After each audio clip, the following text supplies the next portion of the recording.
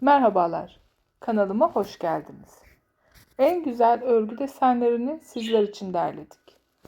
Örgü modelleri içerisinde battaniye, örgü hırka modelleri, son çıkan örgü etek modelleri, bulabileceğiniz gibi bebekleriniz için hediyelik örebileceğiniz bebek örgü modelleri, bebek yelekleri, örgü battaniye modelleri de yapabilirsiniz.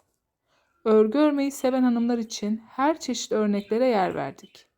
Sizler için en güzel ve en son çıkan örgü örneklerini bir arada topladık. Bunun gibi ve daha fazlası için bizleri takibe almayı unutmayın. İyi seyirler.